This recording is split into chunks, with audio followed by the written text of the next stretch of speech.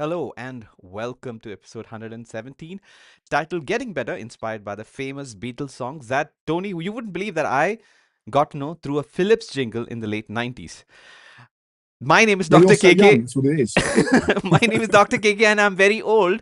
I'm also the innovation officer at Trinka. Hi, Tony. Hi, KK, and I'm even older. Welcome to the latest episodes of PubShorts. Is episode 117, Getting Better. Like always, we name these songs after English or British rock and pop songs. This is no different. This comes from the excellent Beatles song "Getting Better," which was written in 1966. And it's the the confidence of that particular song, the upbeat confidence fits this week's stories, with researchers refining their methods, publishers tightening their standards, and science slowly but surely getting better all the time. And it is indeed. What an Thanks for excellent summary. Yeah, what an excellent summary, and you said it so well. I don't know how you do this. You have an exceptional some I exceptional learned time. to read when I was 5. But you still had to sort of write it, right, Tony? So it's an exceptional. That's So, true. yeah, That's that's true. true. Someone did. Yeah, yeah. All right. So for the first story is related to a very interesting sort of twist in terms of how journal article readership is increasing because of social media. So this is an Yeah. editorial published in the journal, the open access journal iMeta, and it is titled iMeta, Boosting Academic Sharing and Collaboration via Social Media.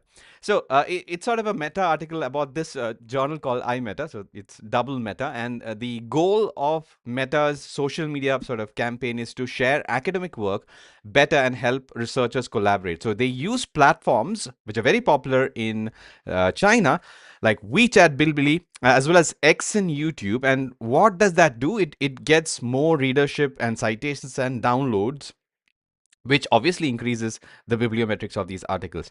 So the journal has seen a lot of downloads and citations, and they found that more downloads often mean more citations. And iMeta also helps speed up the editing process for articles, and they have special groups for authors and editors to communicate quickly. So it's encouraging the people involved in the publishing process to communicate, and the whole thing makes it faster for the researcher who's submitting an article. And this is an interesting graph that they have. I don't know which mountain this is.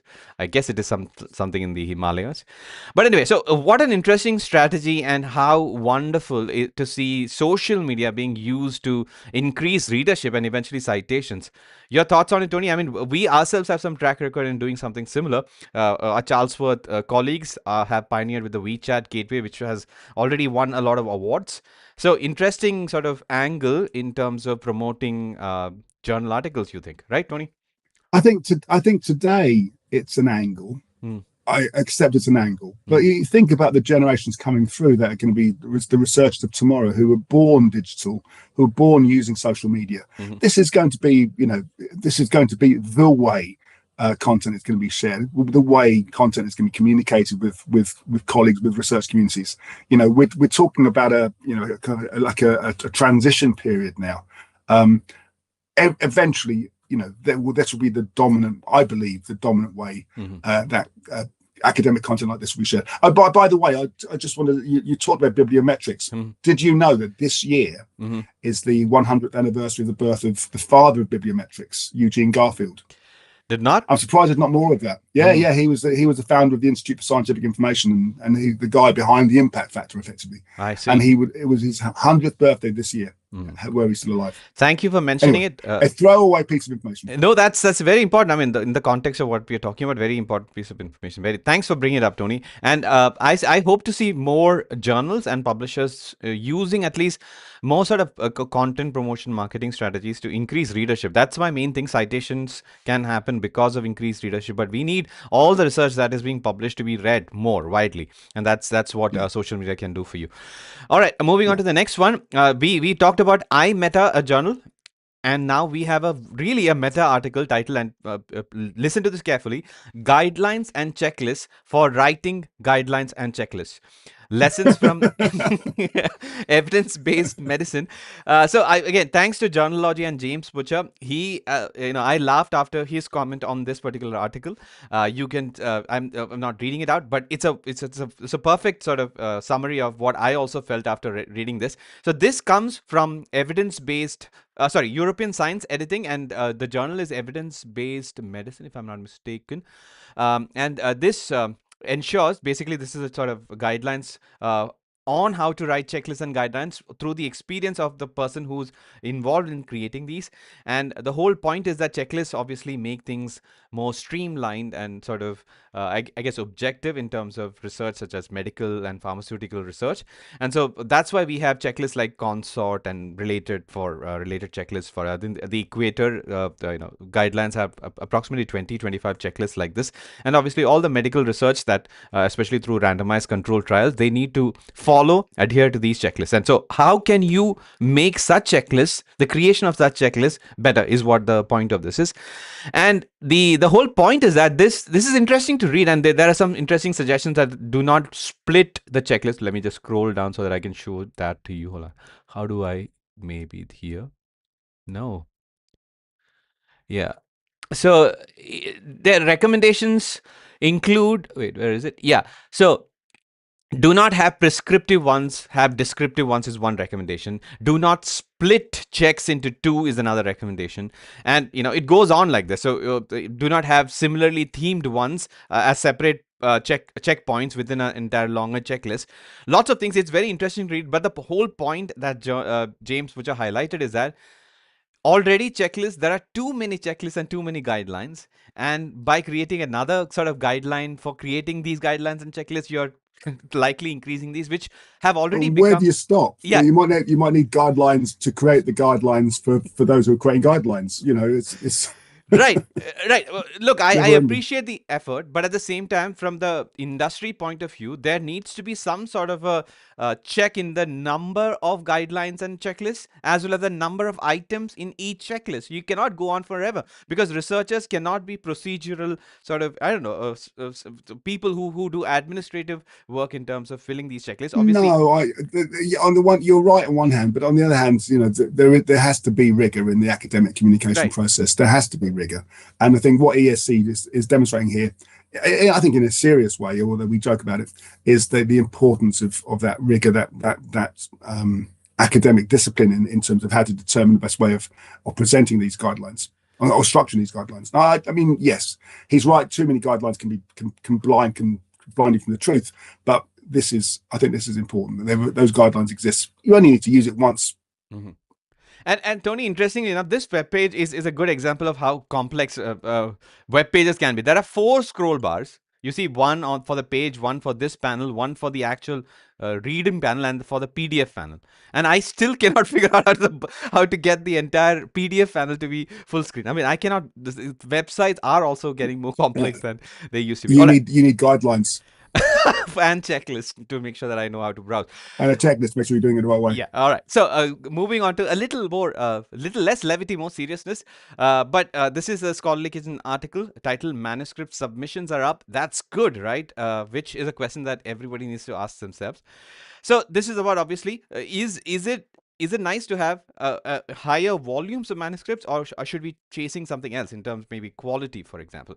So this the author Tim Vines states that the increase in volume is leading to a deluge of low quality manuscripts, costing the industry more money and resources.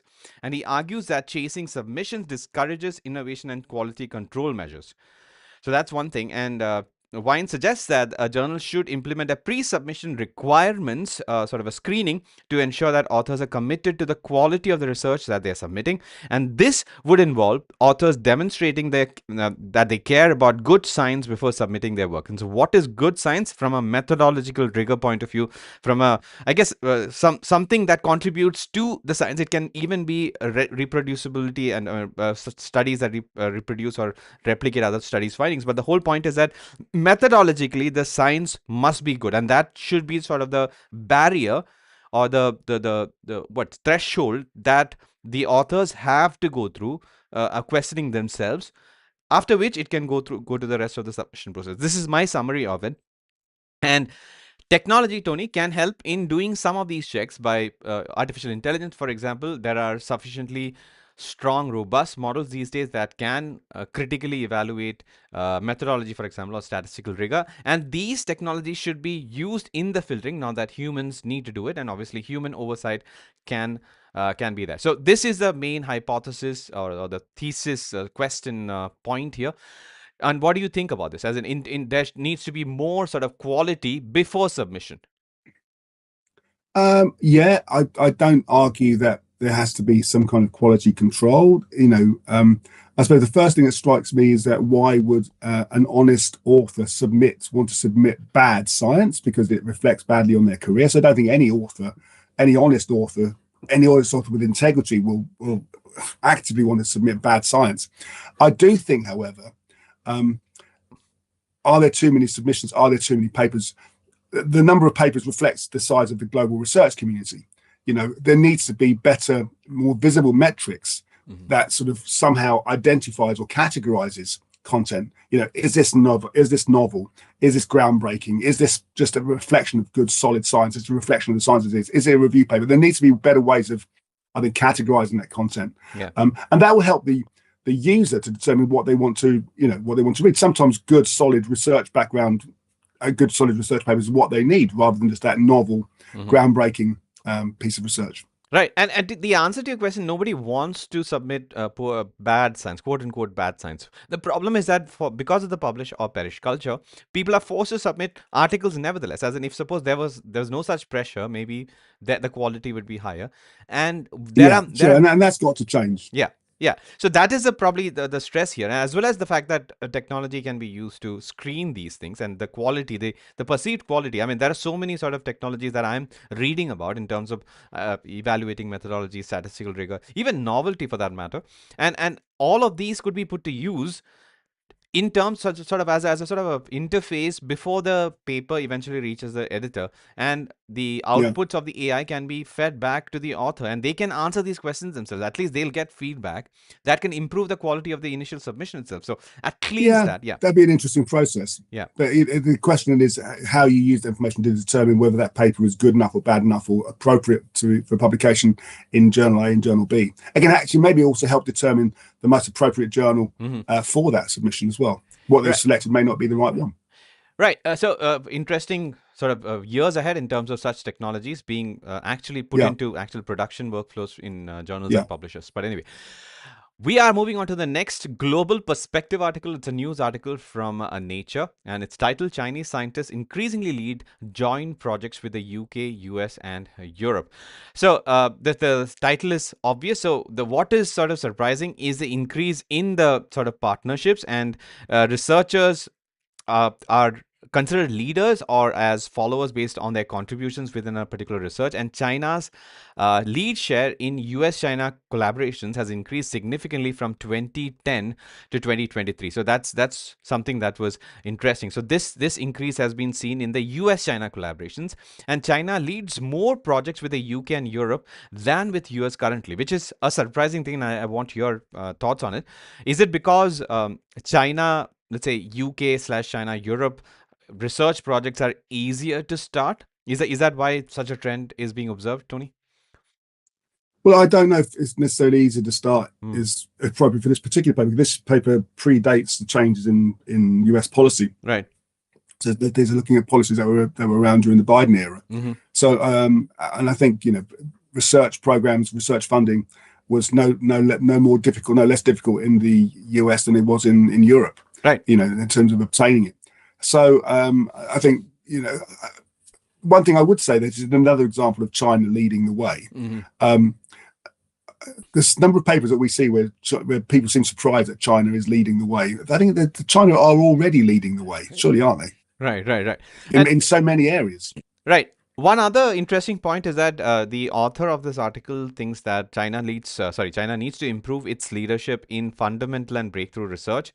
And challenges like the US technology restrictions impact China's progress in areas like semiconductors and artificial intelligence. But despite these geopolitical tensions, US China collaboration is seen as beneficial for scientific advancements across, but most importantly, for researchers from China, who we help a lot, Tony, through our services. And that's the reason why we find Yeah, these absolutely. stories Yeah.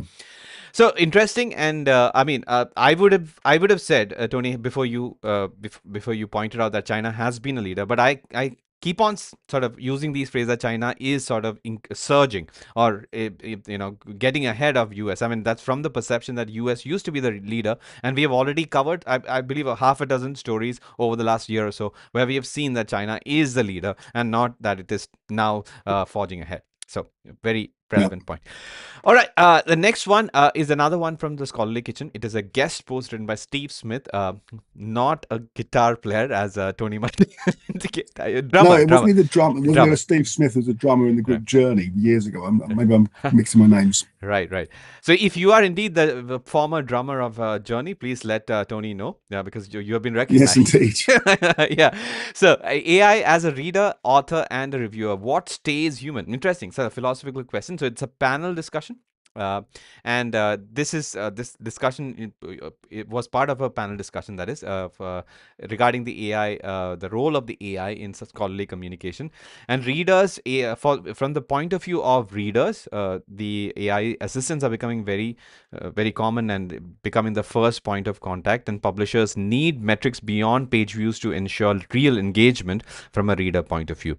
Then there is also commentary on publishers needing to distinguish between AI assistants and AI generated content, because these are two different categories, and treat AI disclosure like human contribution disclosure.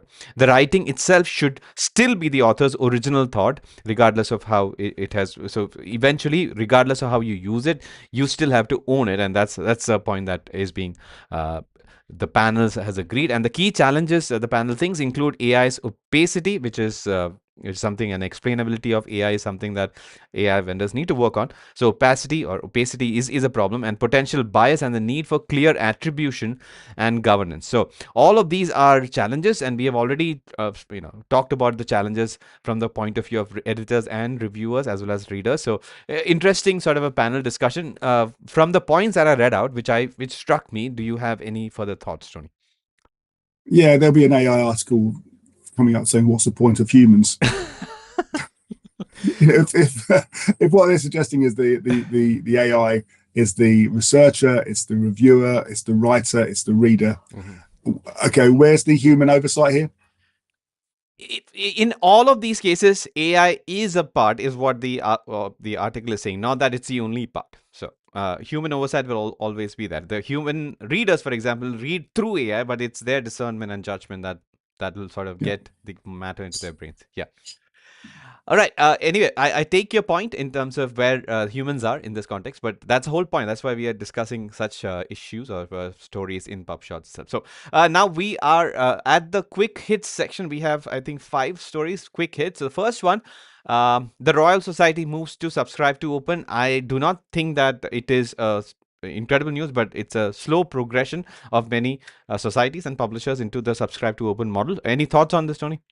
Yeah, no, I mean, what's significant about this? Many publishers, have subscribed to open models, but the Royal Society is the oldest Mm-hmm. uh, society, I think, still in existence. One of the oldest societies, certainly is responsible for having the longest running journal, the Right. transactions of the Royal Society, going back to 16, I can't remember, 1665, a long time.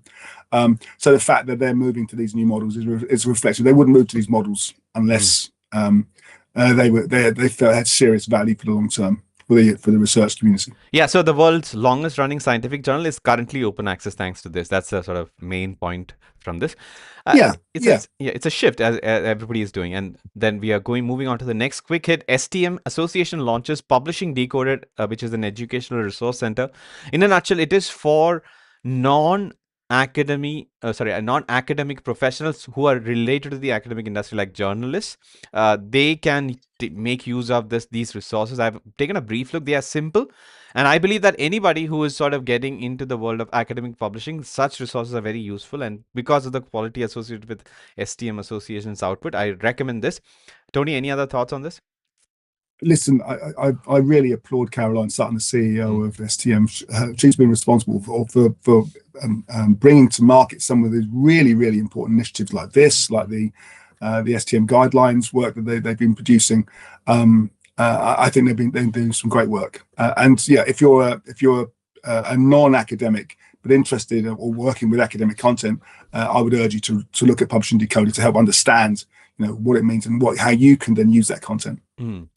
All right. I put this article in to ask you a question. So this is the guest post regarding the upcoming SSP annual meeting next year, and the main point that I want to discuss is that the society has decided not to have a theme because they want to encourage submissions on all current issues facing scholarly publishing. So, do you think that's a good idea? So, not have a theme to encourage discussions from all potential themes. Um, I've been to SSP every year, I Mm-hmm. think, apart from one since 2013. I try and go every year, and next year it's in Southern California. Mm-hmm. So I think I'm going. I expect to be going. Um, I'm never particularly conscious of the theme for these conferences, for this particular conference. There is a theme generally. Mm-hmm. But I tend to look at the tracks within the conference program that are most relevant to me, and avoid the general theme, or at least the general theme doesn't influence my decision about which workshop, which paper to attend. So I don't think it's a bad thing. I just think it's a more reflects the way people decide how they structure their time at the SSP conference by Right. making it more unstructured, Right. or And making it more consciously unstructured, I should say. right, and I'm part of a couple of committees within SSP, and we are discussing what I guess activities and posters, etc., to submit. So one theme that we are actively pursuing as part of the DEI committee is to increase global participation from all sorts Yeah, of, let's say, minorities who have not been participating. So maybe yeah. this might encourage more minorities, including global South, maybe people from the subcontinent, to contribute more. How? This just by How? diversifying, let's say, for example, if you're talking about, let's say, something that is library, I don't know, infrastructure or something, if suppose there's a theme related to that. Yeah, by taking away a theme doesn't mean to say that researchers can suddenly have the funding magically available to attend these conferences. The problem is they haven't got the money to attend. So if SSP and organisations like SSP want to do something practical, then maybe reduce the fees if they're not already doing so. Reduce the fees for DEI authors in particular countries, or look for sponsorships to pay for authors to attend. That will bring more authors in. I'm always aware of the fact that it's a largely US audience that goes to SSP, large, not exclusive, but it has reasonable international, i.e., European attendance, but it's still largely a North American meeting.